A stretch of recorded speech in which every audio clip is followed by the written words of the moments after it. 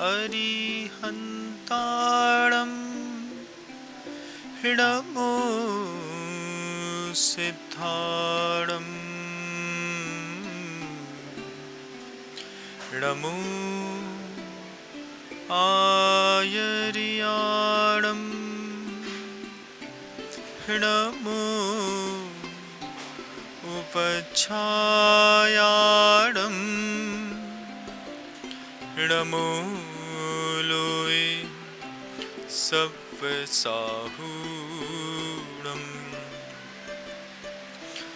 एसो पंच नमो यारो सव्वपावपनासनो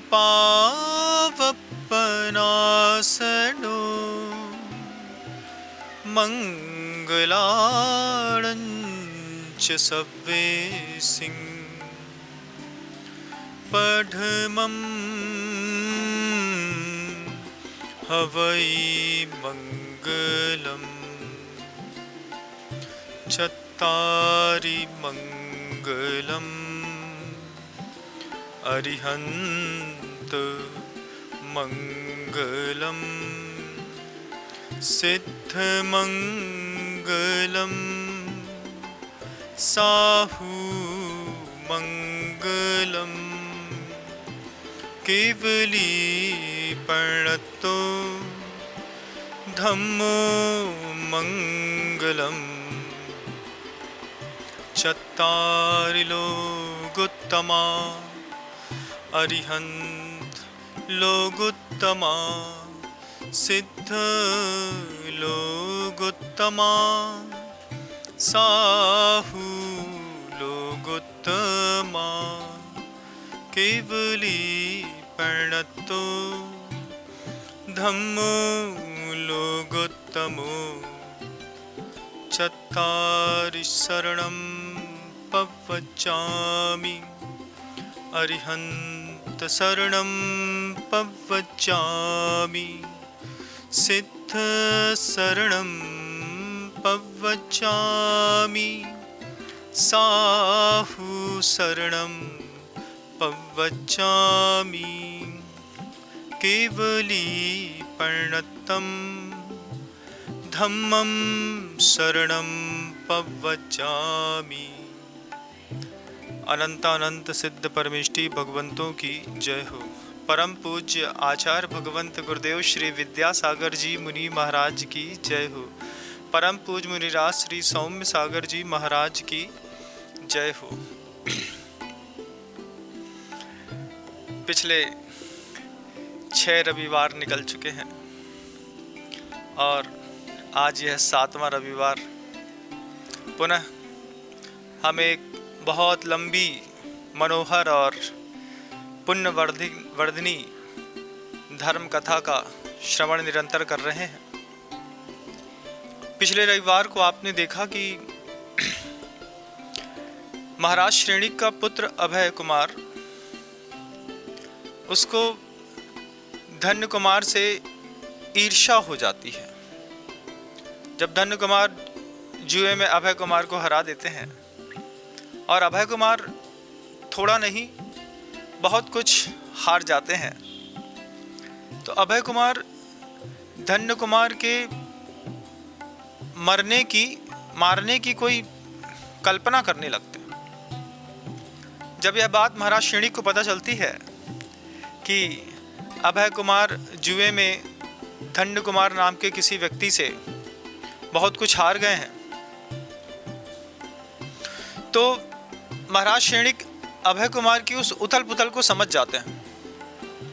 और जब महाराज श्रेणिक अभय कुमार से अपनी पुत्री के लिए धन्य कुमार के साथ संबंध करने की बात करते हैं, तब अभय कुमार धन्य कुमार के लिए कहते हैं कि जिसके कुल गोत्र का पता नहीं है, ऐसे किसी भी व्यक्ति के साथ हम अपनी बहन का संबंध कैसे कर सकते हैं। महाराज श्रेणिक को ये बात कुछ जमती नहीं और कुछ चर्चा के दौरान महाराज श्रेणिक के सामने ये बात आ जाती है कि अभय कुमार को धन्य कुमार से तीव्रतम बैर हो गया। अभय कुमार जब महाराज श्रेणिक कहते हैं कि नहीं, मुझे अपनी पुत्री का विवाह तो धन्य कुमार के साथ ही करना है, तो अभय कुमार एक शर्त रख देते हैं। अभय कुमार शर्त रख देते हैं कि जो भी व्यक्ति इस मगध साम्राज्य में जो राक्षस महल है, उस राक्षस महल के अंदर पूरी एक रात्रि निकाल करके आ जावेगा, उसी के साथ ही हम अपनी बहन की विवाह करेंगे। पूरे मगध में यह बात प्रसिद्ध थी कि उस राक्षस महल के अंदर जो भी गया कभी लौट करके वापस नहीं आया, और जितने भी लोग सब जानते थे कि राक्षस महल के अंदर जाने वाला कभी लौट करके नहीं आता। जब यह बात धन्य कुमार ने सुनी तो धन्य कुमार ने सहज में ही इस बात की स्वीकृति दे दी कि राक्षस महल के अंदर मैं पूरी रात्रि व्यतीत करके आऊँगा। जैसे ही यह बात नगर में फैली कि धन्य कुमार जो हैं वह राक्षस महल में रात्रि विश्राम के लिए जाएंगे, तो धन्य कुमार को अभय कुमार से मिलने से पूर्व जो कुसुम दत्त की पुष्पवती है, धनश्री है, और भी जो स्त्रियां सुभद्रा है, जिनके विवाह के संबंध की बात धन्य कुमार से पक्की हो गई थी, उन सबके परिजनों के अंदर अपार दुख हुआ। सबने समझाया कि देखो, ये अभय कुमार की बहुत गहरी चाल है, इस चाल में फंस करके तुम निश्चित ही अपना जीवन खो दोगे, और राक्षस महल में जाने का मतलब है सीधा सीधा मृत्यु के मुख में जाना। धन्य कुमार बोलते हैं कि अभी तो मैं महल में गया नहीं हूँ, अभी तो मैं यहीं पर हूँ, और जब मैं यहीं पर हूँ तभी तुम इतना दुखी हो रहे हो। महल में तो मैं आज रात्रि में जाऊँगा। तब पूरे नगर के लोग धन्य कुमार को इस बात के लिए बार बार समझाते। धन्य कुमार का ऐसा प्रभाव था, जो भी धन्य कुमार को देखता बस देखता रह जाता। संसार में कुछ लोग होते हैं बंधुओं, जिनसे कभी भी छल करने का मन नहीं करता। वो अपने साथ छल कर दें तो कर दें, फिर भी अंतर मन से इतना प्रेम उमड़ता है उस व्यक्ति के लिए कि मैं इसके साथ तो छल नहीं करूंगा, चाहे कुछ हो जाए। यही स्थिति पूरे धन्य कुमार के साथ जुड़े हुए लोगों के साथ थी। सारे के सारे लोग सोचते कि अगर ये अंदर चला गया और वापस नहीं आया तो मेरी बहन का क्या होगा, मेरी पुत्री का क्या होगा, इनका क्या होगा। ऐसे नाना प्रकार के विकल्पों में मगध के रहने वाले निवासियों के आर्त परिणाम होने लगे थे। धन्य कुमार ने शाम के समय सूर्य के अस्त होने से पहले नमोकार महामंत्र का स्मरण करते हुए सबसे क्षमा याचना मांग करके राक्षस महल में प्रवेश किया। राक्षस महल क्या था? इतना अपार पत्थर का बहुत मजबूत किला था। उसकी करीब 3-3 पुरुष के आकार से ऊपर की बड़ी बड़ी दरवाजे थे। लकड़ी का दरवाजा, करीब 20 फीट का दरवाजा, बहुत लंबा चौड़ा, और वह भी बहुत दिनों से बंद था। धन्य कुमार ने जब दरवाजे के समक्ष खड़े होकर के सर्वप्रथम महामंत्र नमोकार का स्मरण किया और दरवाजे को हाथ से न खोल करके पैर से जोरदार लात मार करके खुला। जैसे ही धन्य कुमार की पैर की चोट दरवाजे पर पड़ी, वैसे ही दरवाजा चर्र करके खुल गया, और जैसे ही धन्य कुमार अंदर प्रवेश करते हैं, उस राक्षस महल के अंदर रहने वाला वह राक्षस अत्यधिक कुपित हो गया। वह चिल्ला करके पूछता है, किसने हिम्मत करी इस राक्षस महल के अंदर प्रवेश करने की? और धन्य कुमार जैसे ही उस राक्षस के समक्ष आने पर अपना परिचय देते हैं कि हम धन्य कुमार हैं और हम राक्षस महल के अंदर मुझ धन्य कुमार ने ही प्रवेश किया है। जैसे ही वो राक्षस धन्य कुमार का नाम सुनता है, वह अपना पूरा क्रोध छोड़ देता है और हाथ जोड़ करके धन्य कुमार से कहता है, अरे स्वामी, आपके लिए ही तो चिरकाल से मैं इस राक्षस महल पर निवास कर रहा हूं। अन्य दर्शनों में राक्षस की बड़ी विचित्र कल्पना है बंधुओं। राक्षस शब्द सुनने के साथ ही अन्य मत में ऐसा विचार आता है कि वह बहुत खूंखार होंगे, उनकी सींगें होंगी, उनके बहुत काले काले बदन होंगे, दांत बड़े निकले होंगे, उनके हाथ में भयानक प्रकार के हथियार होंगे। ऐसी पूरी सृष्टि पर राक्षस की कल्पना है, जबकि राक्षस देवों की एक जाति का नाम है। जो 4 प्रकार के देव होते हैं, उन 4 प्रकार के देवों में भवनत्री के एक देव की जाति का नाम है राक्षस जाति। वे देव स्वभावतः सर्वांग सुंदर होते हैं। ना राक्षस कभी मदिरा पान करते हैं, ना राक्षस कभी मांस खाते हैं। हाँ, उनके अंदर विक्रिया रिद्धि होती है। जब वह किसी अपने शत्रु को देख करके अपने अवधि ज्ञान का प्रयोग करते हैं, तो विक्रिया के माध्यम से रूप बदल करके वह उनको परेशान तो कर सकते हैं, लेकिन उनका मूल शरीर बहुत ज़्यादा सर्वांगीण सुंदर होता है। न वे मदिरापायी होते हैं, न वो कभी भी मांस का भक्षण करते हैं, और न उनके अंदर कुरूपता होती है। वह राक्षस अपने मूल स्वभाव में आकर के सर्वांग सुंदर दिव्य वस्त्र आभूषण को पहना हुआ, और जैसे ही वह धन्य कुमार सुनता है, नाम सुनता है, और हाथ जोड़ करके धन्य कुमार के समक्ष खड़ा हो जाता है। धन्य कुमार से कहता है, स्वामी, हमारे इंद्र ने, राक्षस जाति के भी इंद्र होते हैं, भीम और महाभीम, ऐसे 2 राक्षस जाति के इंद्रों के भी देव हैं, अधिपति हैं। हमारे अधिपति ने, वह इंद्र राक्षस कहता है कि चिरकाल से इस पूरी संपदा और संपत्ति के लिए आपका नाम लेकर के मुझे यहाँ पर स्थापित किया था कि जब तक धन्य कुमार इस महल के अंदर प्रवेश न करें, तब तक महल की पूरी संपत्ति की रक्षा तुमको करनी है। और इस संपत्ति को पाने के लिए आपसे पूर्व जितने भी बड़े बड़े योद्धा आए, वो सारे के सारे योद्धाओं का मैंने क्या हाल किया है, आप बाएं हाथ की तरफ देखें। जब धन्य कुमार उस राक्षस के इशारे पर बाएं हाथ की तरफ देखते हैं, तो अपार हड्डियों का बहुत बड़ा ढेर लगा हुआ था। वह राक्षस कहता है, ये अनर्गल चेष्टा थी जब यह धन और यह पूरी संपत्ति आपके लिए सुरक्षित थी। ये जितने भी नरमुंड दिखाई दे रहे हैं और हड्डियों का पहाड़ दिखाई दे रहा है, इन सब ने इस महल के अंदर आकर के इस संपत्ति को अर्जित करने की, प्राप्त करने की कोशिश करी, और मैंने सिर्फ आपके चक्कर में इतने सारे लोगों का ये हाल कर दिया। धन्य कुमार जब उस मानव कंकाल के उस विशाल समूह को देखते हैं, धन्य कुमार आश्चर्यचकित हो जाते हैं और फिर उस बात को सोचने लगते हैं कि वास्तव में जब मैं यहाँ अंदर आ रहा था, उस समय लोगों ने कहा था कि किसी भी प्रकार से वहाँ जाने पर वापस आना नहीं होता।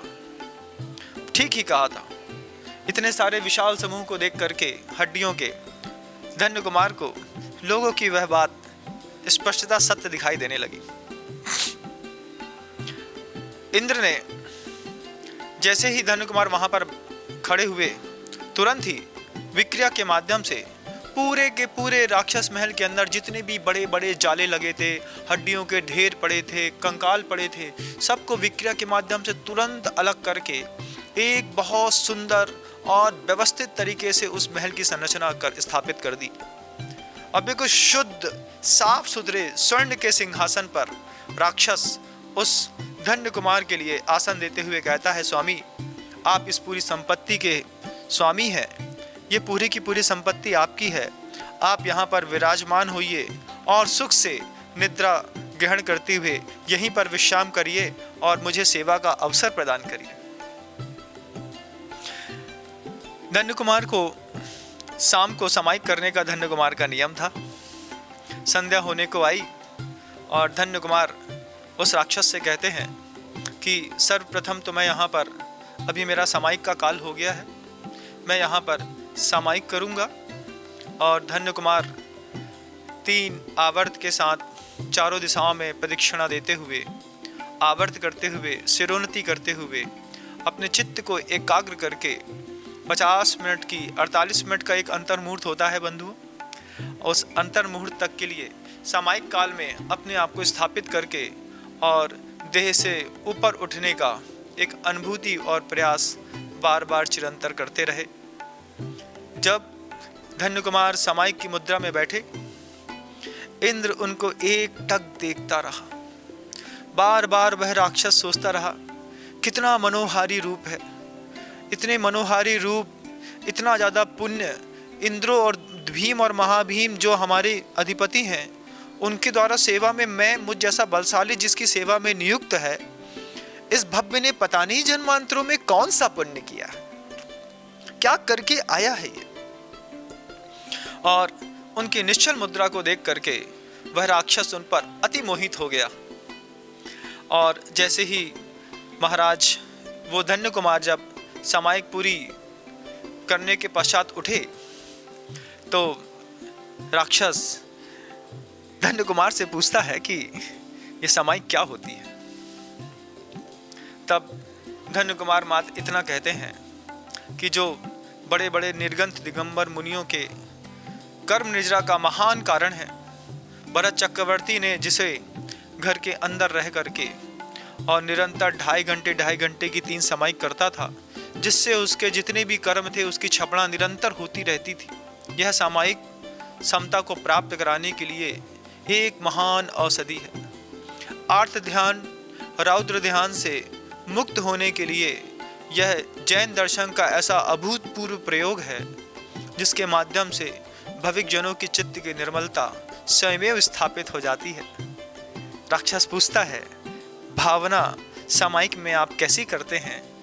धन्य कुमार राक्षस से कहते हैं, जो मुनिराजों के अंतर्मन में जह विकल्प चलते रहते हैं, सम सत्तु बंधु बग्गो, सम सुह दुखो पसंस निंद समो, सम लोट कंचनो पुण, जीवित मरणे समो समणो। इन्हीं चिंतन का कि बंधु वर्ग हो, बैरी हो, सुख हो, दुख हो, लाभ हो, हानि हो, सब में समता का भाव प्राप्त करने के लिए मेरा तो यह बिल्कुल निकृष्टतम पुरुषार्थ है। इसके उच्चतम पुरुषार्थ की पराकाष्ठा तो दिगंबर साधुओं के पास ही प्राप्त हो सकती है। सामायिक के पश्चात धन्य कुमार उसी राक्षस महल में इंद्र के द्वारा दिए गए विशाल लंबे चौड़े और स्वर्ण के आसन पर रात्रि विश्राम करने लगे। वह राक्षस जिसने दुनिया भर के लोगों को काल कलवित करके मृत्यु को प्राप्त करा दिया था, पुण्य की महिमा देखो बंधुओं। धन्य कुमार के लिए वही राक्षस अपने हाथ से चमड़ ढोर रहा है, अपने हाथ से चमड़ ढोर रहा है और अपनी दिव्य दृष्टि के माध्यम से पूरे के पूरे महल के चारों तरफ रक्षा का कवच बना करके बैठा है। पूरा का पूरा महल सोने से ऐसा चकमक चकमक जगमगा रहा है, लोग देखते रह जाएं। ये पुण्य की महिमा है बंधुओं। और लोग कहते हैं पुण्य का त्याग करना चाहिए। मुझे तो लगता है कि जब तक संसार छूट न जाए तब तक निरंतर पुण्य का उपार्जन भविक जनों को करते रहना चाहिए। और पुण्योपार्जन की विधियां भी बहुत संयमित और नियमित और कुछ ही हैं। देव पूजा करके, गुरुओं की उपासना करके, आहार दान दे करके, चैत्यालय जिन मंदिर का निर्माण करा करके, तीर्थ यात्रा करा करके, तीर्थों का निर्माण करके, इसके अलावा कौन सा साधन है जिसके माध्यम से कोई व्यक्ति पुण्योपार्जन करता है? गजब है पुण्य की महिमा बंधुओं। कभी भी जीवन में पुत्र बिगड़ रहा हो, विचार खराब हो रहे हो, उससे पहले उसको पुण्योपार्जन की कला जरूर सिखाइएगा। शुरुआत से 1 रुपए का रोज दान कराते हैं मंदिरों में ले जा करके। धीरे धीरे यह दान की आदत व्यक्ति को बड़ा बड़ा दान करने के लिए प्रेरणा देती है बंधु। धन्य कुमार आनंद आ रहा है ना आपको? धन्य कुमार जो है वह पूरी रात्रि वहां पर रह करके जब वापस सुबह हुई और अभय कुमार, महाराज श्रेणिक, इन सब ने मिल करके पता लगाने की कोशिश की कि धन्य कुमार कहाँ हैं, कैसे हैं, और द्वार पर आकर के खड़े हुए तो वह जो कल तक बियाबान जंगल जैसा सुनसान और लोगों को भय उत्पन्न करने वाला महल था, आज उस महल की रौनक ही कुछ और थी। सुबह सुबह धन्य कुमार ने पुनः सामायिक इत्यादि से निवृत्त होकर के, और जब गेट स्वयं उस राक्षस ने खोला और धन्य कुमार पूरे वैभव के साथ मुस्कुराते हुए बाहर निकले, तो उस धन्य कुमार के उस मनोहारी चेहरे को देख करके अभय कुमार का मत चूर चूर हो गया। अभय कुमार सोचते ये निश्चित बहुत तीव्र पुण्यात्मा जीव है, जो राक्षस महल में रह करके पूरी एक रात निकाल करके चला आया। और कहते हैं कि राक्षस महल में इतनी अकूत संपदा थी, ऐसे सोने चांदी हीरे मोती जवाहरात के ढेर लगे थे, और वह अपने आप में एक बहुत बड़ा किले के जैसा था बंधु। ऐसा पूरा का पूरा राक्षस महल, और उसके अंदर रहने वाले वह राक्षस ने जिस धन्य कुमार के पुण्य की अनुमोदना करी और उसके पैर दबा दिए। अभय कुमार सोचते हैं इसको तो मैं अपनी बहन दे करके स्वयं कृतकृत्य हो जाऊंगा।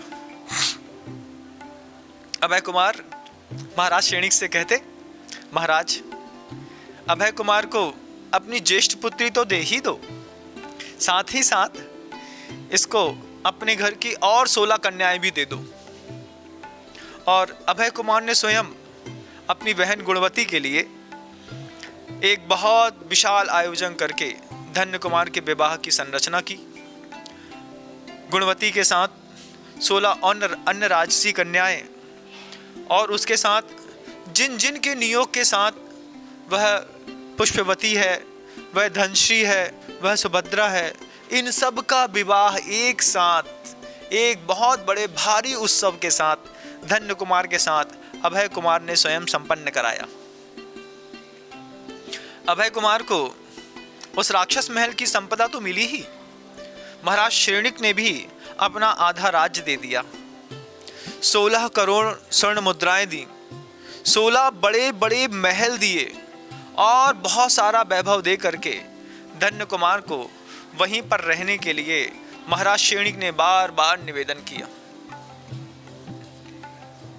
इतना सारा वैभव पा करके, इतने सारे वैभव के बीच में रह करके धन्य कुमार गुणवती, सुभद्रा, धनश्री, पुष्पवती और 16 के साथ और अनेक कन्याओं के साथ जब विवाहित होकर के राजसी सुख वैभव भोग रहे थे, ऐसा पूरा वैभव भोगते भोगते भोगते बीच में अष्टानका महापर्व पड़ गया।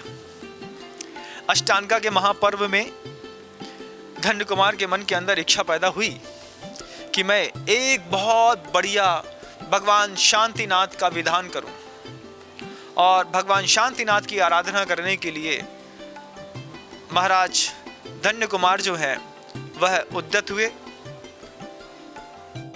8 दिन का वह शांति विधान जब निर्विघ्न संपन्न हुआ, तो 8वें दिन धन्य कुमार ने किमिक्षिक दान की घोषणा करी। जिसे जो चाहिए वह वो ले जा सकता था। जिस दिन किमिक्षिक दान था, दूर दूर से बहुत सारे लोगों का धन्य कुमार के यहाँ आकर के अपने अपने मनोभावों के अनुसार फल प्राप्त करने का मन बना करके आए, और धन्य कुमार ने सबको सब कुछ दिया। धन्य कुमार और उनके रहने वाले साथ में अंतेवासी ये सब जब किमिक्षिक दान दे रहे थे, धन्य कुमार अपने महल के दूसरे खंड में खड़े होकर के दूर से एक दृश्य देख रहे थे। धन्य कुमार देखते, दूर से एक वृद्ध जिसके पैर में कोई भी पादुका नहीं है, हाथ में एक डंडा है, कमर थोड़ी झुक गई है, अत्यधिक त्रस्त दिखाई देता है, और वह किमिक्षिक दान की याचना, किमिक्षिक दान प्राप्त करने के लिए वहां पर निरंतर धीरे धीरे धीरे आगे बढ़ रहा है। धन्य कुमार ऊपर अपने महल से उस व्यक्ति को देख रहे थे। रानियां भी धन्य कुमार के साथ थी, और अचानक ही धन्य कुमार विह्वल होकर के नीचे की ओर दौड़ पड़े। धन्य कुमार जब नीचे की ओर दौड़े तो रानियां भी उनके साथ दौड़ पड़ी कि अरे ये अचानक धन्य कुमार बहुत तीव्र वेग से नीचे कहां जा रहे हैं। नीचे जाकर के धन्य कुमार जिस वृद्ध को देख रहे थे ऊपर से, उसके पास जाकर के उसके पैरों में गिर करके आश्रुपात करने लगे। वह दरिद्र इतने बड़े धन्य कुमार और राजा को देख करके अपने आप में बड़ा आश्चर्यचकित हो गया।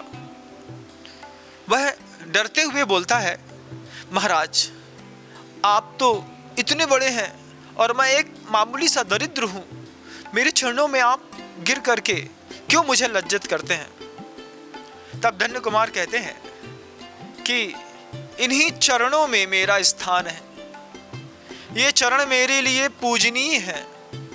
पिताश्री, मैं आपका पुत्र धन्य कुमार हूँ। जब धनपाल नाम का वह सेठ अपनी मुंदी हुई आंखों से खोल करके बहुत गौर से धन्य कुमार को देखता है तो उस वृद्ध के आंख से निरंतर आंसू गिरने लगते हैं। वह वृद्ध कहता, बेटा, तुम्हें कितने दिनों से मैं ढूंढ रहा था, कितने दिनों से तुम्हारे प्रति मेरी खोज थी। तुम्हारी माँ तुम्हारे वियोग में कैसी पागल हो गई। क्या क्या क्या नहीं किया तुम्हारी माँ ने, कहाँ कहाँ जाकर के सिर नहीं झुकाया, कैसे कैसे लोगों से जोशु से पूछा नहीं कि मेरा छोटा पुत्र कहाँ है, छोटा पुत्र कहाँ है, छोटा पुत्र कहाँ है।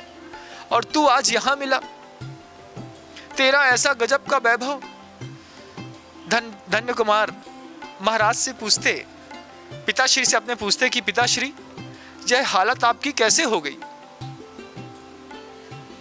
पिताश्री कहते कि बेटा, मेरे पास व्यक्त करने के लिए शब्द नहीं है। धन्य कुमार तुरंत सेवकों को आज्ञा देता और अपने पिता को राजमहल में ले जा करके राज गद्दी पे बैठाता और अपनी स्त्रियों से कहता, ये आपके ससुर हैं, इनको आप प्रणाम करो। पंचम काल की बरियारी है बंधुओं। देखो वहां पर पिता दरिद्र है, पिता के हाथ पैर पास में अच्छे वस्त्र नहीं है, शरीर झुका हुआ है, वृद्धावस्था है, दरिद्रता है, और धन्य कुमार उनके चरणों में झुक रहे। आज हमारे घरों की ऐसी स्थितियां हैं कि अगर माता पिता का स्टैंडर्ड थोड़ा कम हो, उनसे वस्त्र पहनते नहीं बनता हो, या फिर वो भोले हो, या फिर उनका ड्रेसिंग सेंस अच्छा नहीं हो, तो कई बार बच्चे अपने माता पिता का इंट्रोडक्शन तक लोगों से नहीं कराते। बोलते अरे पिताजी से मिलाएंगे तो लोग क्या कहेंगे, माँ से मिलाएंगे, माँ से कपड़े पहनते नहीं बनता है, साड़ी पहनते नहीं बनती है, लोग क्या कहेंगे। कल्पना करो पंचम काल में इन कपूतों ने कैसी अपनी मानसिकता बना के रखी है। वह भगवान महावीर स्वामी के समय का धन्य कुमार अपनी दरिद्र अवस्था में पिता को देख करके उनके पैरों में जा करके गिर गया। उसने नहीं सोचा कि मेरे पीछे रानियां हैं, अभय कुमार हैं, मगध के सम्राट हैं, वो क्या सोचेंगे। अरे पिता तो पिता होता है। अब वह धन्य कुमार जब पिता को घर के अंदर लाए और ला करके अपने उस आसन पर बिठाया, धन्य कुमार की रानियों ने स्वयं अपने हाथ से अपने ससुर के पैर धोए, उनके पैरों के कांटे निकाले, और धन्य कुमार ने उनको स्वयं अपने हाथ से स्नान कराया। स्नान कराने के पश्चात वस्त्र आभूषण से सुसज्जित किया। नाना प्रकार के मधुर पकवानों की खुशबू उसी वक्त आने लगी। धन्य कुमार ने अपने पिता को अभूतपूर्व मधुरता से भरा हुआ भोजन कराया। फिर उनको अपनी स्वयं की सैया पर विश्राम कराया, और धन्य कुमार आज अपने पिता के पैर दबा करके अपने आप को वास्तव में धन्य धन्य महसूस कर रहे हैं। आप भी किसी के पुत्र होंगे बंधु, कभी कल्पना करके पूछिएगा कि अपने मन से पूछिएगा कि इस संवाद को सुनते वक्त इसके पहले आपने अपने पिता के पैर कब दबाए, कब आपने अपने माता पिता की चिंता करी। क्या आदर्श है धन्य कुमार का।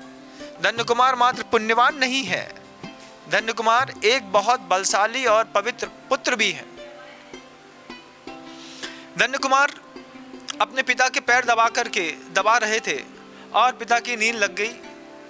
बहुत देर तक, चिरकाल तक विश्राम के पश्चात जब धन्य कुमार ने अपने पिता से अपने 8 भाइयों और माँ के बारे में हाल जानना चाहा, तब पिता ने बताया कि बेटा, जब तेरे बड़े भाइयों ने तुझे बावड़ी में फेंक करके तेरे ऊपर शिला फेंकी और तेरे को वो वहाँ पे दबा करके वापस अपने घर आए, घर में आने के साथ ही घर उस पूरे महल के रक्षक देव ने कुपित होकर के हम लोगों को ऐसा लताड़ा, ऐसी प्रताड़ना दी कि हम लोग दर दर की ठोकर खाने के लिए ही बाध्य हो गए। वह उस महल का रक्षक देव कहता कि धन्य कुमार जैसे पुण्यवान पुत्र को पाकर के तुमने उनके साथ ऐसा किया और उसके बाद भी उसकी पुण्य की संपत्ति को तुम भोगना चाहते हो, निकलो बाहर यहां से। और हम दोनों के साथ, तेरे माँ के साथ, तेरे सारे भाइयों और भाभियों को, सबके सब लोगों को उस इंद्र ने, रक्षक देव ने महल से बाहर निकाल दिया। हमने पुराने घर में जाने का प्रयास किया, लेकिन इंद्र इतना कुपित था, उसने पुराने घर के अंदर भी प्रवेश करने नहीं दिया। आज हम लोग यदा कदा मठों में जा करके अपनी भिक्षा का पात्र मांग करके और भिक्षा प्राप्त करके जैसे तैसे तेरा अपना जीवन यापन कर रहे हैं। तेरी माँ बहुत विपन्न अवस्था में है और भाइयों का तो कहना ही क्या है, निरंतर दुख भोग रहे हैं। धन्य कुमार ने जब ये सब सुना कि उनकी माँ, उनके भाई, उनकी भाभियों के ऊपर इस प्रकार की विपत्ति आई है, धन्य कुमार उठे, सेवकों से कहते कि पिताश्री जहाँ जिस स्थान को इष्ट इंगित कर रहे हैं वहाँ पर सेवकों के साथ नाना प्रकार के रथ लेकर के, धन लेकर के, भोजन लेकर के, वस्त्र लेकर के आप सब वहाँ पर जाइए और जा कर के हमारे भाइयों को, भाभियों को और साथ में ही हमारी माताश्री को बिना किसी कष्ट के, जैसे उनको आने में सहजता हो, रथ से आने में सहजता हो तो रथ से, पालकी से आने में सहजता हो तो पालकी से, विमान में आने से सहजता हो तो विमान से, लेकिन शीघ्र ही मुझे दर्शन कराइए। सर्वप्रथम मेरे परिजनों को यहाँ पर ला करके मेरी आंखों को संतोष प्रदान करिए। कितने पवित्र भाव! कहाँ तो बड़े भाई मारने को उतारू और पुण्यवान अपने ही बड़े भाई के प्रति इस प्रकार का मनोहर व्यवहार रख रहे। कितना अद्भुत लगता है ना बंधु, कैसा लगता है सोचो, आप खुद कल्पना करो, कितना अद्भुत वातावरण। और सारे के सारे सेवक नाना प्रकार के रथ, हाथी, घोड़े, मधुर पकवान, अच्छे द्रव्य, आभूषण, वस्त्र लेकर के और उसकी माँ प्रजावती और सारे देवदत्त इत्यादि सारे भाइयों के पास पहुँचे तो जैसे ही सामने खड़े हुए सारे के सारे भाई डरने लगे। सेवक जाकर के हाथ जोड़कर विनय कहते कि आपके पिता धनपाल और आपके छोटे भाई पुत्र धन्य कुमार के हम सेवक हैं और हमारे स्वामी धन्य कुमार ने आप सबको अपने महल में बुलाने के लिए निमंत्रण किया है। आप सर्वप्रथम अपने आभूषण इत्यादि को पहन करके, स्वस्थ होकर के, अच्छा भोजन करके, सुखपूर्वक निराकुल होकर के हमारे साथ चलने का कष्ट करें। ऐसे नाना प्रकार के मधुर शब्दों के साथ जब उन सेवकों ने धन्य कुमार के भाइयों की और माँ की सेवा करी, माँ को विश्वास हो गया कि वास्तव में धन्य कुमार मिल गया है और हमारे पति भी धन्य कुमार के पास पहुँच गए हैं। तब ये सारे के सारे लोग मिलकर के उन सेवकों के साथ महाराज धन्य कुमार के महल में जाने के लिए उद्यत हुए। धन्य कुमार को पता चला कि माँ बस थोड़ी ही दूर पर आ गई है। धन्य कुमार से रहा नहीं गया। 2 कोस दूर तक धन्य कुमार स्वयं अपने भाइयों, भाभियों और माँ को लेने के लिए खुद गए और जैसे ही देखा कि उनके सेवक सामने से रथ लेकर के आ रहे हैं, धन्य कुमार ने अपने सेवक से कहा कि हमारा रथ यहीं रोक दो और पैदल ही दौड़ लगा करके अपनी माँ को प्राप्त करने की उत्कंठा के साथ धन्य कुमार ने माँ की ओर गमन किया। माँ ने बहुत वर्षों के बाद धन्य कुमार को देखा। देखते साथ ही माँ का वह भाव, वह मातृत्व भाव उमड़ पड़ा। वह धन्य कुमार को अपनी छाती से लिपटा करके इतना रोई, आप उस दृश्य की कल्पना नहीं कर सकते। ये वो सामान्य माँ नहीं है। यह माँ बंधुओं, पूर्व भाव से इस माँ ने भावना भाई थी कि अगली पर्याय में भी अगर मैं स्त्री बनती हूँ तो मुझे यही पुत्र बन करके मुझे दोबारा सुशोभित करे। जन्मांतरों का जिस माँ का आपके साथ प्रेम हो, उस माँ के वियोग के बाद और कष्ट के बाद पहले मिलन की उस संवेदनाओं का वर्णन शब्दों के द्वारा असंभव है बंधु, असंभव। आपस में जब धन्य कुमार और मां गले मिल करके इतना ज्यादा रो रहे थे, उनके सारे के सारे भाइयों की और भाभियों की आंख में आंसू आ गए। धन्य कुमार मां से अलग होकर के अपने भाइयों के पास जाकर के हाथ जोड़कर कहते हैं, भाई आपकी कोई गलती नहीं थी, मैंने ही ऐसे कर्म किए थे, मैंने ही ऐसा पाप किया था कि जिसके कारण आप लोगों का मन ऐसा हुआ बार बार मुझे मारने का। आपकी तनिक भी गलती नहीं है, आपने तो मुझ पर बड़ा उपकार किया है, और आपके उसी कारण से, जिस कारण से आपने मेरे ऊपर ऐसा किया, उसके बाद ही तो मुझे इतने सारे वैभव की प्राप्ति हुई है। आप लोग अपने मन के अंदर रोष न करें। जब कोई गलती करे बंधु और उसके सामने और विनम्रता से बात की जाए तो आगे सामने वाला जो है, नीचे भी उसको गढ़ने के लिए जगह नहीं मिलती। तभी तो किसी ने कहा है कि मारना है गर किसी को, मार दो एहसान से। मारना है गर किसी को, मार दो एहसान से, क्या मिलेगा गर किसी को मार दोगे जान से। जान से मारा गया वापस कभी आता नहीं, जान से मारा गया वापस कभी आता नहीं, एहसान का मारा कभी सिर उठा पाता नहीं। धन्य कुमार ने इतने विनम्र शब्दों के साथ अपने भाइयों की स्तुति करी और उनको घर में ला करके अपने ही महल में प्रथम तो रखा, और उसके बाद अपने माता पिता को पा करके धन्य कुमार बहुत संतुष्ट हो गए।